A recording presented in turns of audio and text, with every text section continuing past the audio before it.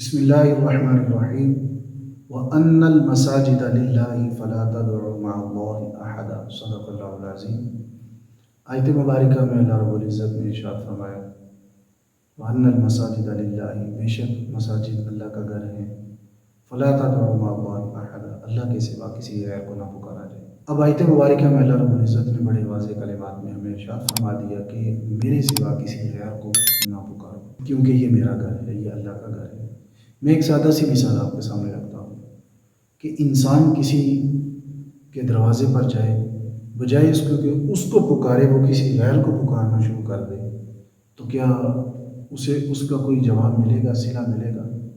نہیں بات سمجھ آئی تو میں مزید آسان کر دیتا ہوں۔ میرے دروازے پر آئے تو اسے چاہیے کہ مجھے پکارے، میرے دروازے پر آ کے وہ کسی غیر کا نام لے تو میں تو اس کی طرف کان بھی نہیں کروں گا، میں تو باہر غور بھی نہیں کروں گا، میں کہوں گا شاید وہ کسی اور کو پکار رہا ہے۔ تو یہی یہ مساجد اللہ کا گھر ہے، یہاں جب داخل ہوئے تو اللہ کے سوا کسی غیر کو نہ پکاریں۔ جبکہ ہمارا ماحول یہ ہوتا ہے کہ ہم مسجد میں بھی آئے تو ہم نے آ کے غیروں کے آگے سوال کرنے شروع کر دیے۔ معاشرے میں کیا چلتا ہے کہ نماز پڑھی، ایک آدمی کھڑا ہوا تو اس نے سوال شروع کر دیا کہ مجھے کچھ بھیک میں دیا جائے۔ یہاں پر اگرچہ دیکھا جائے کہ بھیک دینا اچھا کام ہے، حکم ہے کہ تم اللہ کی راہ میں خرچ کرو، اگر نہیں کر سکتے تو کوئی اچھا قول کہہ دو۔ لیکن مسجد ایک ایسی جگہ ہے جہاں پہ اگر کسی سوالی نے سوال کر کے کسی سے خیرات میں کوئی 1 روپیہ بھی لیا، اعلیٰ حضرت عظیم البرکت الشیخ احمد رضا خان فاضل بریلوی علیہ رحمہ نے اس پر بڑی خوبصورت بات لکھی۔ آپ نے فرمایا کہ مسجد یہ اللہ کا گھر ہے، اللہ کے سوا کسی اور کو نہ پکارا جائے یہاں پر۔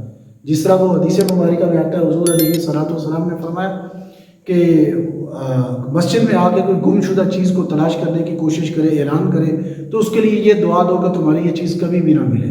تو مسجد اللہ کا گھر ہے، یہاں پر یہ دنیاوی کسی کے لیے بھی اجازت نہیں کہ وہ اپنے لیے سوال کرے۔ تو آتا ہے کہ اگر وہ سوال کر کے 1 روپیہ بھی لیتا ہے نا، تو جس نے 1 روپیہ دیا اب مسجد سے باہر جا کے اسے بدلے میں 70 روپے اسے باہر جا کے خرچ کرنے پڑیں گے۔ یعنی 10 روپے دیے تو 700 روپیہ اسے باہر جا کے خارج مسجد، یعنی مسجد سے باہر جا کے اسے یہ خرچ کرنا اس پر واجب ہے، کیونکہ یہ اللہ کا گھر ہے۔ یہاں پر اس نے دنیاوی سوال کیا، اللہ کے سوا کسی کو پکارا۔ وہ کتنا بدبخت انسان ہے وہ کہ جو اس کے گھر میں بھی آ کے کسی غیر کو پکار رہا ہے۔ جبکہ حضور علیہ الصلوۃ والسلام نے فرمایا کہ جب بھی مسجد میں داخل ہونے لگے تو اللہ سے دعا مانگے، اللہم افتح لی ابواب رحمتک، اے اللہ میرے لیے رحمت کے دروازے کھول دے۔ جبکہ ہمیں تو یہاں پہ آ کے یہ دعا مانگنی چاہیے نا، باری تعالیٰ ہمارے لیے رحمت کے دروازے کھول دے۔ ہم نے یہاں پر آ کے کیا شروع کر لیا؟ ہم نے مسجد میں آ کے اللہ کے سوا غیروں کو پکارنا شروع کر دیا۔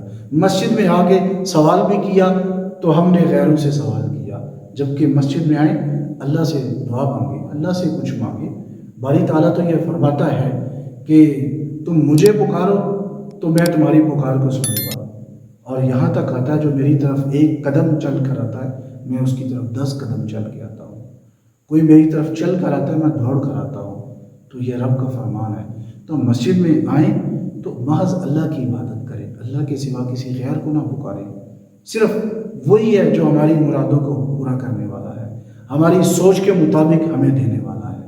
ہم یہ سوچتے ہیں کہ دعا مانگی تو ہماری دعا قبول نہیں ہوئی، انسان یہ سوچتا ہے میں نے گاڑی مانگی مجھے گاڑی نہیں ملی تو میری دعا قبول نہیں ہوئی۔ بھائی ایسی بات نہیں ہے۔ میرا رب یہ فرماتا ہے وَإِذَا سَأَلَكَ عِبَادِي عَنِّي فَإِنِّي قَرِيبٌ، سورۃ البقرہ میں بڑے خوبصورت انداز میں میرے رب نے ارشاد فرمایا جب بھی میرا بندہ مجھے پکارتا ہے تو میں اس کی پکار کو سنتا ہوں۔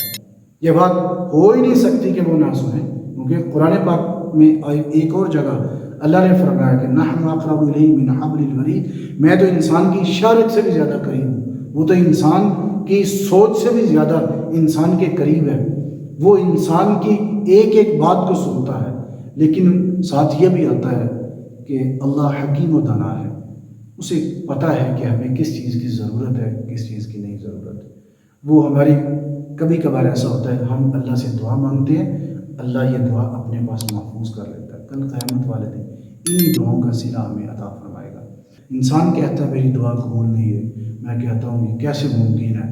تو دعا کر کے تو دیکھ، وہ دعا قبول نہ کرے یہ ممکن نہیں ہے، کیونکہ میرے رب نے خود ہی تو فرمایا نا جو میری طرف چل کر آتا ہے میں دوڑ کر آتا ہوں، تو یہ اس نے فرما دیا ہے کہ میں تو چل کر آتا ہوں، حدیث قدسی ہے میں دوڑ کر آتا ہوں، تو پھر ہمیں یقین ہونا چاہیے نا اپنے رب پر۔